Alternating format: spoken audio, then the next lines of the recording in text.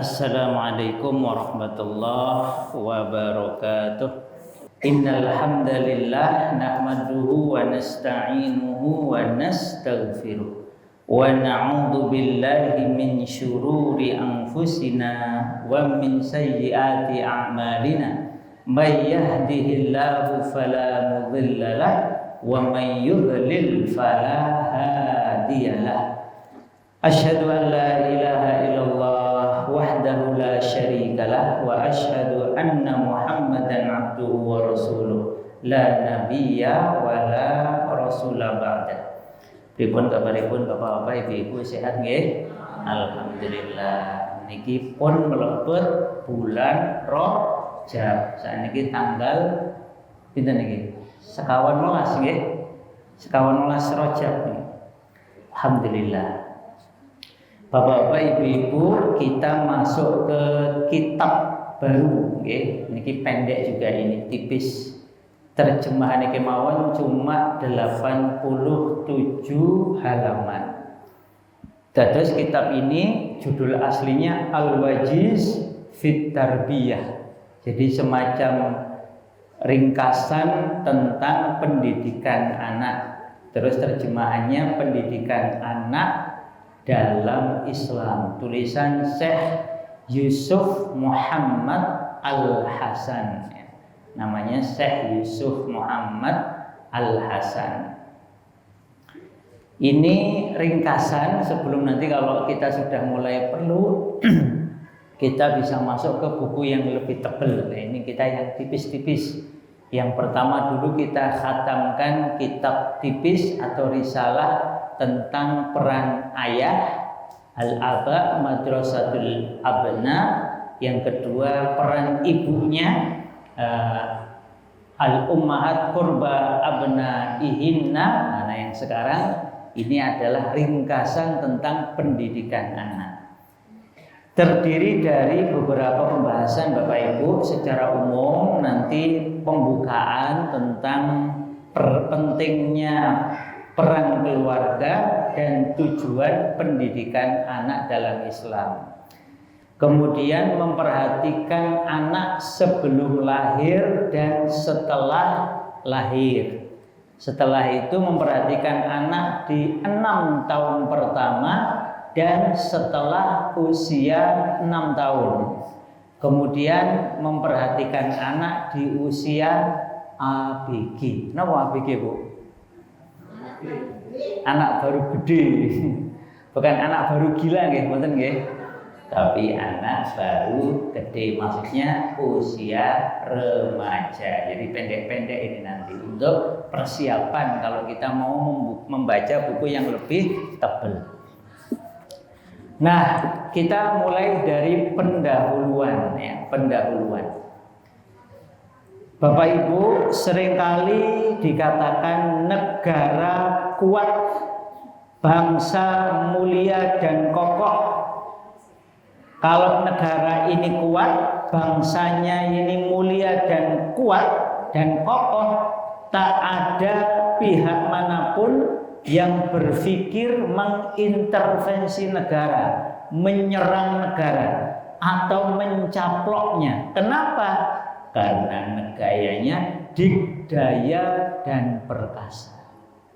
Jadi kalau negara kuat, kemudian orangnya juga mulia, kokoh, maka negara lain ajeng nyerang mikir.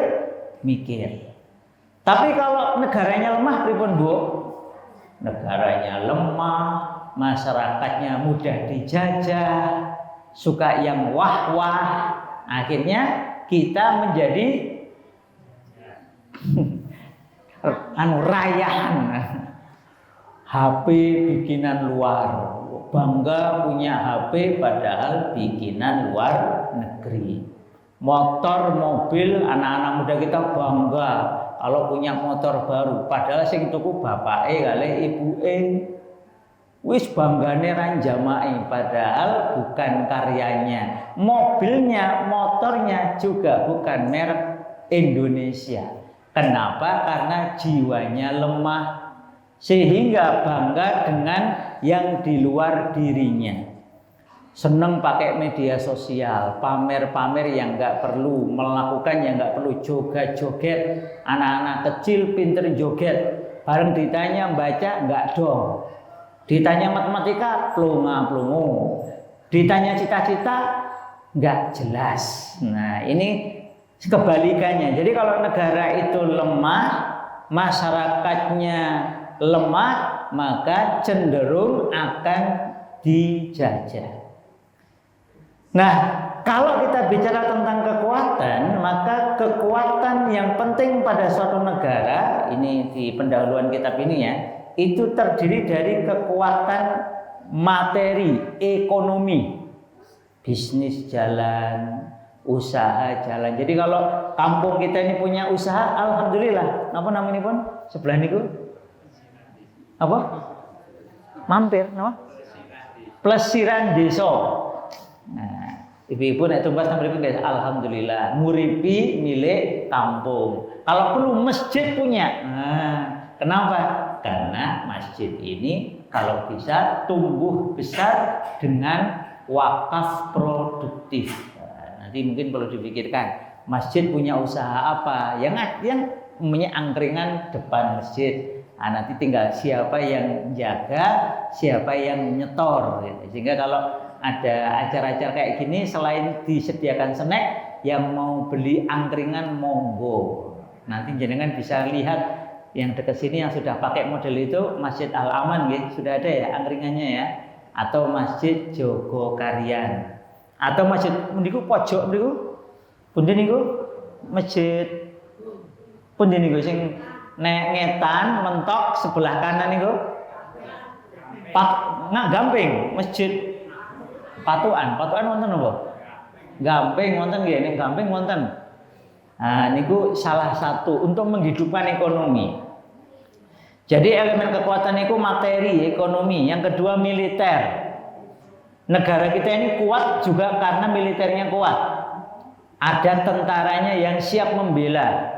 Kemudian teknologi. Nah, ini contohnya teknologi, pakai kamera, pakai laptop, pakai mic. Ini kan teknologi nggih. Sayangnya kebanyakan produk non-Indonesia. Nah ini moga-moga ini harus punya cita-cita besok bikin make Indonesia. Made in pundi niki? Pundi niki? Made ini pundi niki? Made ini niki. Audio line niki. Sedang mulai dipikirkan besok produk Al Ihsan, mantap, atau produk tampilan. Nopo Bodean, nopo Sleman, lumayan. Terus kita mulai dari plesiran desa, lama-lama pesawat desa. Pokoknya bagian-bagian itu harus kita kuatkan: ekonomi, militer, teknologi, dan budaya. Kita jangan mau dijajah sama orang-orang kafir. Islam ini ya'lu wa la yu'la alaih. Mana Bapak Ibu, saya mau tanya, duluan mana? Oh, napa niku budaya Islam atau budaya non Islam? Duluan pundi? Hindu, Buddha, Islam itu duluan mana? Islam. Belum lahir kita sudah dikumpulkan oleh Allah. Belum wujud nggih. Niku di alam ruh sudah dikumpulkan oleh Allah, ditanya alastu bi rabbikum, apakah aku ini Tuhan kalian semua ini hai para ruh? Lalu semua ruh menjawab bala syahidna. Ya Allah, jenengan tu Tuhan kami, Rabb kami yang telah menciptakan kami, sembahan kami.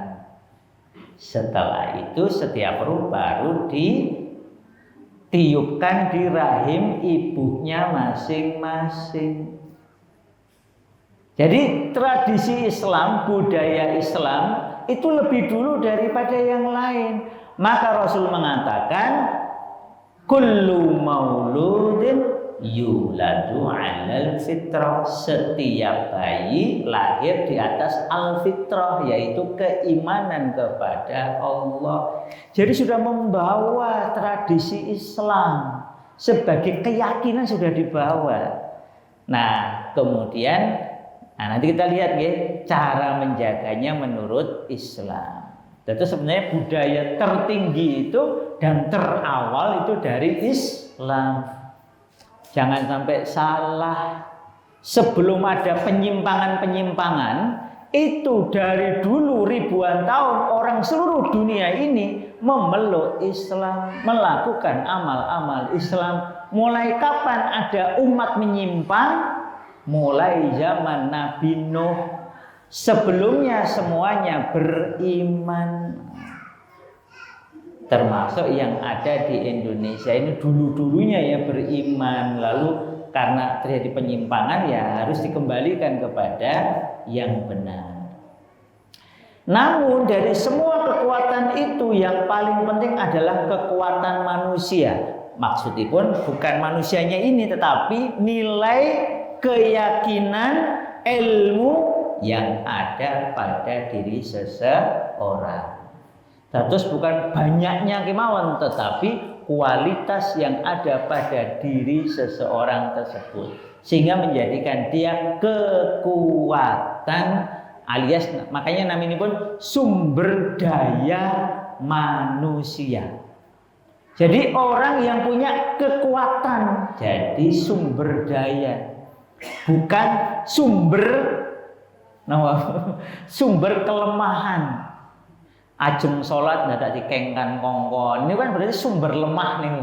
Kalau sumber daya, dengar azan mangkat, kalau perlu saya yang azan. Ini sing jalur-jalur nggih. Ibu-ibu belum azan sudah siap-siap. Kalau bisa selesai azan sudah berangkat. Kalau di rumah ya segera siap kok sholat di rumah. Jadi kekuatan utama Bapak Ibu adalah manusianya. Tidak mungkin ada senjata dimanfaatkan secanggih apapun bila tidak ada orang yang pandai menggunakannya. Begitu pula kekayaan melimpah ruah, sumber daya alam kaya raya, mobil 5, rumah, pinten rumah?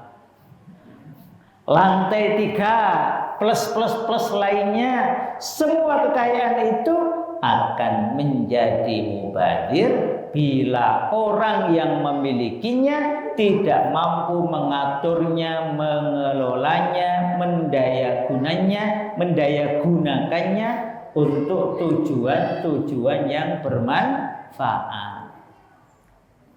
Dan begitu seterusnya. Jadi intinya ada pada manusianya yang berkualitas.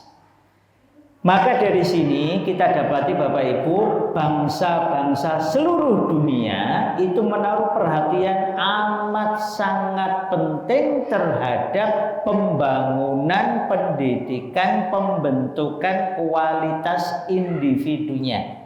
Pengembangan kekuatan sumber daya manusianya dan pembinaan warganya, anggota masyarakatnya secara khusus.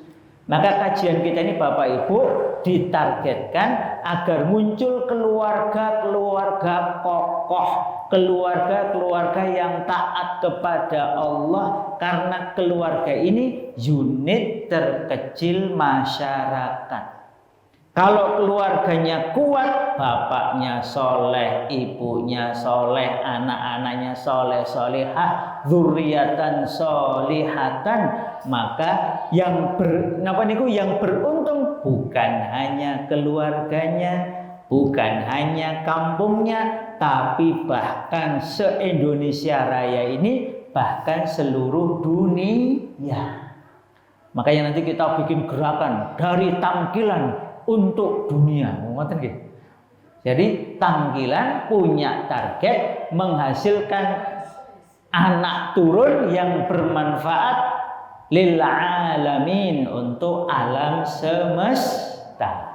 Itu dimulai dari pembinaan warga dan keluarga, sehingga mereka menjadi orang yang berkarya, berproduksi, berbuat, beramal untuk bangsa negara, berkhidmah untuk tanah airnya, bermanfaat bagi sesama. Innallaha la yughayyiru ma bi anfusihim hatta kok matan nggih? Gimana bener mboten niku? Innallaha la yughayyiru ma biqaumin hatta yughayyiru ma bi anfusihim. Sesungguhnya Allah tidak mengubah apa-apa yang ada pada satu kaum, pada satu masyarakat, pada satu bangsa, hingga kaum, masyarakat, bangsa itu mengubah ma bi anfusihim, apa-apa yang ada pada diri-diri mereka. Tidak bisa Bapak Ibu suatu umat ini kuat kalau tidak mengubah pribadi-pribadi yang ada pada umat tersebut. Bapaknya harus kuat, ibunya harus kuat, maka nanti bisa didik anaknya menjadi kuat, kuat agamanya, kuat pikirnya, kuat cita-citanya, kuat apa mulai? Fisiknya, kuat ekonominya. Kita perlu anak-anak muda yang ke depan tidak bangga punya HP, tapi bangga bisa bikin HP. Kita perlu anak-anak muda yang tidak bangga naik mobil keren, tapi bisa bikin mobil keren. Kalau cuma beli mah ecek-ecek. Nah, harusnya gitu memang kita. Uang kita ini jumlah penduduknya banyak. Gitu. Pinten? 270 juta lebih penduduk Indonesia. Niku bendinten tambah. Tiap hari penduduk Indonesia tambah dengan kelahiran bayi-bayi baru. Maka bayi-bayi ini kalau dididik di keluarga-keluarga yang soleh, solihah, Masya Allah, ini kekuatan masa depan Indonesia dan umat Islam. Oleh karena itu sepatutnya umat Islam memperhatikan pendidikan anak-anak mereka, pembinaan individu-individu di dalam umat itu sehingga mencapai predikat umat terbaik sebagaimana yang telah Allah tegaskan dalam surat Ali Imran. Benar ya Bapak Ibu? Surat itu namanya pun apa? Ali Imran. Atasipun apa? Keluarga Pak Imran. Pak Imran, enggak pakai ain ya, pakai hamzah. Imran. Ain, maaf. Ali Imran, keluarganya Pak Imran. Nang Indonesia terus Imran mawon nggih. Jadi Ali itu maksudnya di sini keluarga.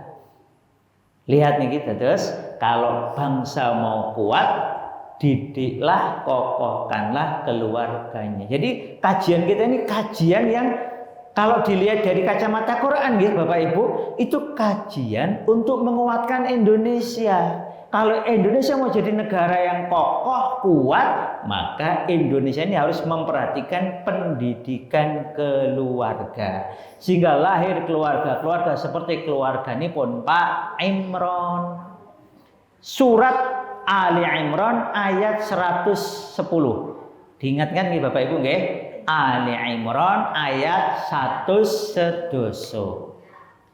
Allah Ta'ala berfirman, kuntum khaira ummatin ukhrijat linnasi ta'muruna bil ma'rufi wa tanhauna 'anil munkari. Kuntum, kalian ini adalah khaira umat terbaik. Ukhrijat linnas, yang dikeluarkan kepada manusia. Kenapa kok jadi umat terbaik? Ta'muruna bil ma'ruf, senantiasa ngajak kebaikan. Wa tanhauna 'anil munkar, dan mencegah dari kemungkaran. Wa tu'minuna billah, dan senantiasa beriman kepada Allah. Niki semuanya kata kerja Bapak Ibu. Terus kalau mau jadi umat terbaik itu harus amar ma'ruf nahi mungkar lan iman kalih Gusti Allah. Oleh karena itu, agar umat ini bisa bebas dari jurang kehancuran, kerusakan yang dalam yang mengurung mereka ini, ingatlah apa yang disampaikan oleh Rasulullah SAW. Jadi kalau umat ini mau kuat, ini harus lepas dari jerat keburukan. Rasulullah di dalam riwayat Abu Dawud bersabda, "Yushakul umamu antada'a alaikum kama tada'al akalatu ila qas'atiha." Hampir saja umat-umat selain Islam itu saling memanggil untuk mengerumuni kalian bagaikan orang-orang yang sedang makan berkerumun di sekitar nama. Jadi sudah gambarkan kalau umat Islam lemah, Bapak Ibu, umat Islam itu seperti makanan di dalam nampan. Terus dikerubungi oleh umat-umat non-Islam.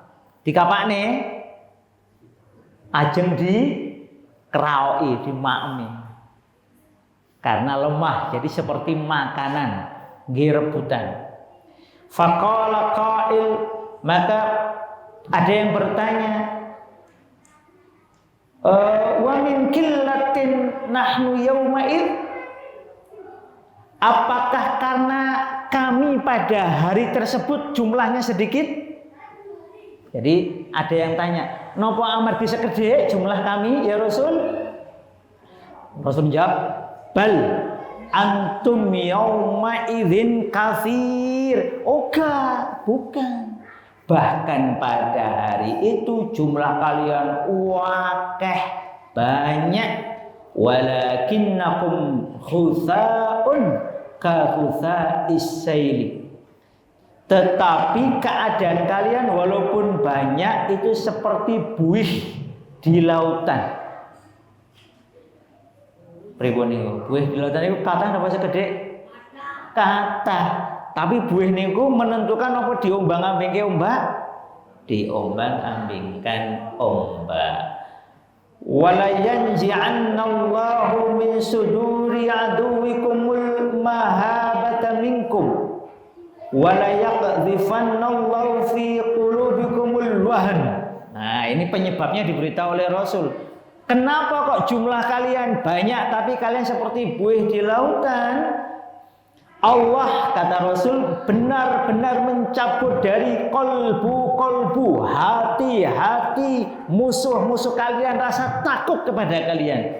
Jumlah kita banyak, tetapi musuh gak takut sama kita yang jumlahnya banyak. Dan menanamkan al-wahn. Kenapa kok musuh pada gak takut? Karena di dalam dada muslimin itu ada al-wahn. Nah, pertanyaan ini pun terus ada yang tanya. Faqala qail, ada yang bertanya, ya Rasulullah, wama al-wahn?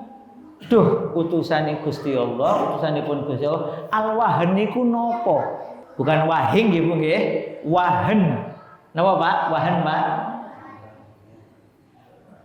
Hubbud dunya wa karahiyatul maut. Tresno tenanan kalih donya. Cintanya itu pada dunia.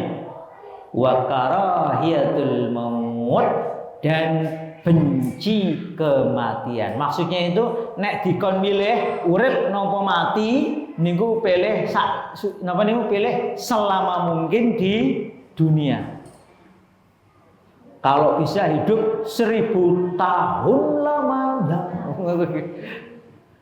Saking senengin dunia, bukan karena pengen jihad, bukan karena pengen dakwah, bukan karena pengen amar ma'ruf, tapi amargi pengen dunia. Na'udzubillahi min dzalik. Nah, Bapak Ibu sekalian, ini peringatan dari Rasul. Jumlah banyak, jangan sok-sokan dulu.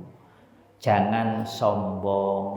Karena jumlah banyak, kalau kualitasnya rendah, itu seperti makanan di dalam nampan, tinggi rayahan orang-orang non-Islam, arep dipangan, arep dicaplok, atau seperti buih di lautan, banyak tapi diombang-ambingkan ombak. Na'udzubillahi min dzalik. Oleh karena itu Bapak Ibu sekalian, berbicara tentang keluarga dan pendidikan anak-anak kita itu amat sangat penting. Itu bagian dari pekerjaan paling penting di dalam mempersiapkan umat. Kalau negara Indonesia ini mau kuat, mau berpengaruh dalam kebaikan, bukan dados rayahan, bukan seperti ombak yang bukan seperti buih yang diombang-ambingkan ombak. Pilih pundi? Pengen dados ombake napa pengen dados buihipun? Ombaknya. Pengen dados sing dahar napa pengen dados sing diemplok? Nanti jenengan kan habis ini kan dahar nggih, makan. Nah, jadilah yang makan halal thayyib. Jangan yang jadi rayahan. Beli di toko-toko milik nggak jelas. Jenengan kalau tumbas di toko milik muslim, tetangga sendiri, sesama muslim, orang Indonesia punya. Kenapa? Biar tetangga kita, sesama muslim, sesama orang Indonesia makin kuat ekonominya. Bahkan kerjasama, kamu bagian sembako, aku bagian apa? Sayuran, aku bagian nopo bagian pakaian, macam-macam. Jadi kalau perlu Tanggilan itu sudah ada koordinasi warga Tanggilan jualannya khas semua. Nah, nanti dipetakan. Habis itu kerjasama dengan tetangga-tetangga sebelah, sehingga nanti ada kerjasama antar masjid. Terus Bapak Ibu dihitung, ini yang hitung bukan saya. Ada yang hitung. Ternyata masjid terbanyak di dunia itu ada di negara bernama Indonesia. Jadi kalau masjid-masjid ini kerjasama, berkumpul, berkoordinasi, itu kekuatannya nggak main-main. Kekuatannya luar biasa. Tidak ada kampung di Indonesia ini insya Allah kecuali punya masjid. Ya kecuali mungkin kampung-kampung yang 100% non-Islam ya. Tapi hampir tidak ada kampung kecuali ada masjidnya. Bahkan kadang lebih dari satu. Tanggilan ini masjidnya pindah nih, kali nggih kita nggih. Kali seberang nih nggih. Belum musolanya. Musolanya pinten? Musolanya wonten kali. Oh, 3. Oh, Masya Allah. Sak kampung 2 masjid, 3 musola. Menapa mboten sekti nih? Hampir semua kampung itu ada minimal 1 masjid, minimal 1 musola. Biasanya ngoten nggih. Jadi ini penting sekali untuk menguatkan. Bayangkan kalau masing-masing masjid musola ini kompakan. Kowe nek pengajian butuhmu apa wae? Nah, nanti terus kita kerjasama. Oh, butuhnya minuman. Ya wis bismillah. Pokoknya mulai sekarang kita beli minuman yang produk asli Muslim Indonesia. Itu coba kalau kita berpikir kayak gitu. Untuk apa? Biar menguatkan muslimin Indonesia ini. Karena kalau muslimnya kuat, Indonesia tambah kuat. Tapi makanya sebelum beli kita lihat ini produk mana. Oh, produknya orang non Indonesia. Ojo. Wong kita itu negara yang perlu kuat. Nah, yang kita beli produk-produk Indonesia milik muslim. Nah, penting nih. Contohnya, apa itu contohnya kalau dekat-dekat sini? Mungkin Bu Eka ya. Bu Eka. Nama meleh amanah pundi meleh mriki. Nah, mungkin di list. Kalau di pondok saya itu ya Bu Eka amanah kalih teras jernih. Yang galonan itu pakai teras jernih. Itu produk Jogja. Teras jernih ini. Nanti ada lagi yang lain. Saya kemarin ngisi di Temanggung Segarmu milik muslimin. Atau di Jawa Timur Santri milik muslimin. Kita mulai berpikir ngoten. Atau nih Bapak Ibu sekalian, ini pembukaan. Kalau negara mau kuat, maka kuatkanlah keluarga. Umat mau kokoh, maka kuatkanlah usroh. Usroh itu keluarga. Nah, keluarga ini bertanggung jawab mendidik anak-anaknya ini sebaik mungkin. Mendidik anak itu juga seperti membangun masa depan umat, masa depan bangsa dan negara. Kita perlu Indonesia yang kuat, yang kokoh. Oleh karena itu, dari masjid ini kita bisa mendidik keluarga-keluarga, minimal keluarga-keluarga yang ada di masjid. Jadi masjid harus jadi lembaga pendidikan anak, remaja, keluarga yang kokoh. Kita buktikan bahwa masjid-masjid kita itu insya Allah berkontribusi terbaik untuk kejayaan Indonesia ini. Indonesia kuat, insya Allah juga akan bisa membantu negara-negara yang lain. Demikian aku qouli hadza wa astaghfirullah li wa lakum innallaha ghafurur rahim. Mugi-mugi ingkang sedaya niki manfaat. Insyaallah besok kita lanjutkan ya peranan penting keluarga dalam Islam. Demikian mari kita tutup dengan doa penutup majelis. Subhanakallahumma wa bihamdika asyhadu an la ilaha illa anta astaghfiruka wa atubu ilaik. Wabillahi taufiq wal hidayah. Wassalamu alaikum warahmatullahi wabarakatuh.